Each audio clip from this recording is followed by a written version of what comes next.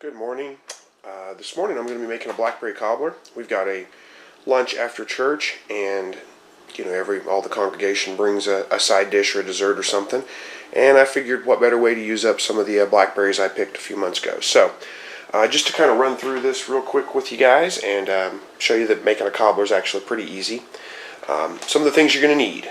Let's see, you'll need 3/4 of a cup of sugar, and then an extra cup of sugar. Make sure they're divided. 3 tablespoons of butter. I softened mine in the microwave. Probably got it a little too soft. You can see it's kind of melted there, but that's okay. It'll work. You'll need 1 cup of flour. You'll need to sift that together with 1 teaspoon of baking powder, 1/4 teaspoon of salt. And I've already got the salt and the baking powder added. You can kind of tell they're not sifted yet, but that's what my sifter's for. If you don't have a sifter, I've done this and actually just mixed them together with a fork and stirred it really, really good, and it was fine. You'll need a 1/2 cup of milk. There's my baking powder and my salt, but again, they're already in my flour. And of course, blackberries. You need about 4 cups of blackberries. These were frozen, wild picked blackberries that I picked a few months ago and froze them. They'll work just fine for this recipe. And an 8-inch by 8-inch baking dish of some kind, as well as, of course, a mixer. So the first thing we're going to do is we're going to cream together our sugar and our butter. I'm going to use the mixer for that, so let me get all set up with that, and I'll come back and kind of show you how to do that. It's a pretty simple process. Alright, so we're going to start with making our batter by taking our butter. Again, about 3 tablespoons of butter. I say about, it is 3 tablespoons of butter. Adding that to our sugar. Like I said, I softened this a little bit, so I'm going to scrape the bottom of the... Don't worry, I washed my hands really good. We're going to cream that together. Hopefully this is not too loud on camera. And it basically just means mix the butter and the sugar together. Softening it really helps because trying to do this with cold butter takes a while.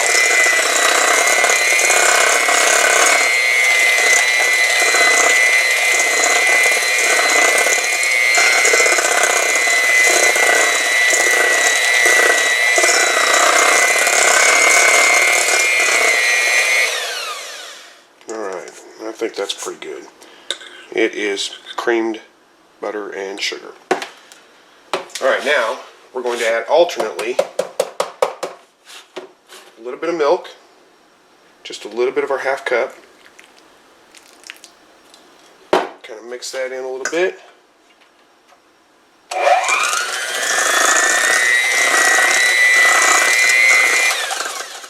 A little bit of our flour, baking soda, or excuse me, baking powder and salt that have been sifted together. Just add a little bit of that. Mix in.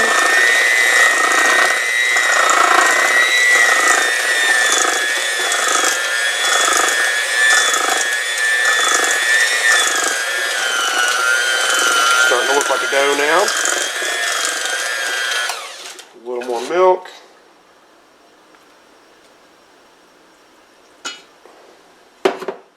Flour. I'm not sure why, but it does work better if you alternate these and mix them in just a little bit at a time rather than trying to dump the whole thing in and mix it together.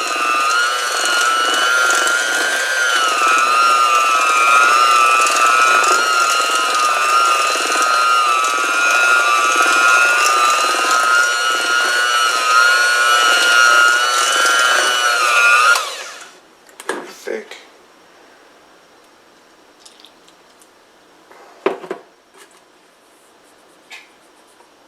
Yeah, just throw the rest of it in there.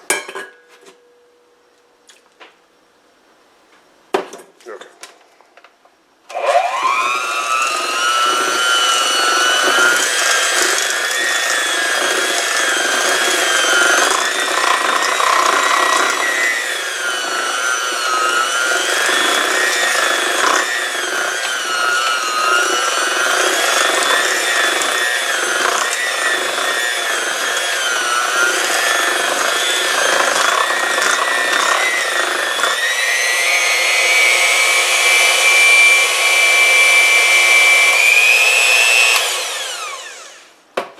Alright, now we've got batter.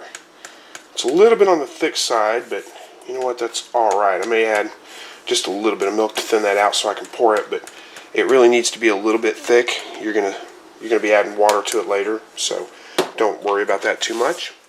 The next thing that we're gonna do is basically get our fruit in the pan and get it prepared. Alright, so take your batter, got your fruit in the pan that you're going to be baking in. Take your batter, stir it a little bit. Like I said, if it's a little too thick, you can add just a little bit of milk, but this is pretty good. You just want it pretty thick. And you're going to just kind of pour that over the top of your fruit. So I was going to start over here in the corner, work my way down. Don't worry about getting it exactly right. It's going to spread out. It's going to, kind of seep down into the fruit during the baking process. So pour it all over. It's a great thing about making cobbler, so you don't have to be real pretty about it. It's cobbler.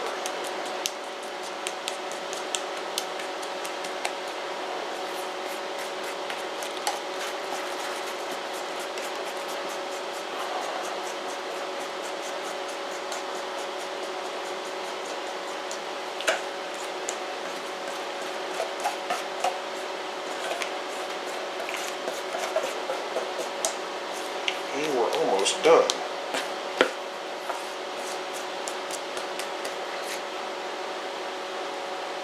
Just kind of spread it out a little bit, push it off from the corners. Try not to stir it, but you can kind of spread it out just a little bit. If you hear that microwave dinging, that's 3/4 cup of water in the microwave boiling. We're going to need that for the next step. Okay, take you a cup of sugar.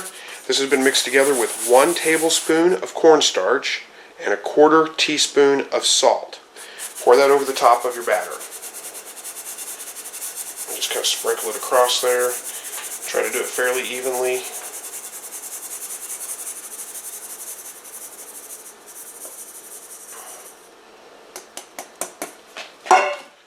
Three-quarters of a cup of boiling water.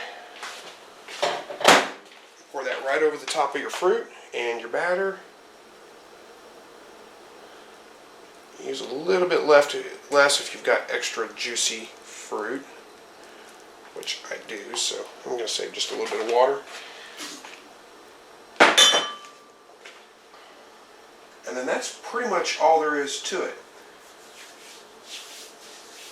Next, we're going to stick this in the oven. We're going to bake it at 375 degrees for 45 minutes or until it looks done, which should be about 45 minutes.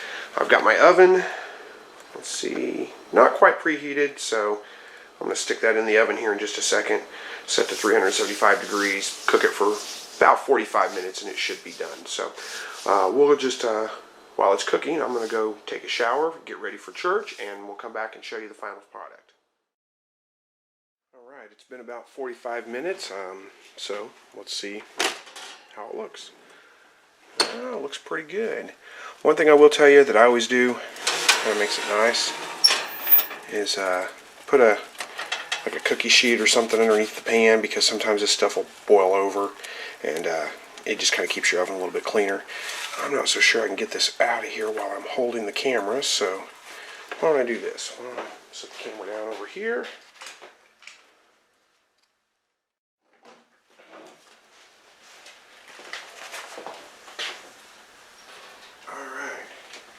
You can see, it looks beautiful. Let this rest about 15 minutes before you serve. Anyway, I hope you learned something, and as always, if you have comments, questions, feel free to ask.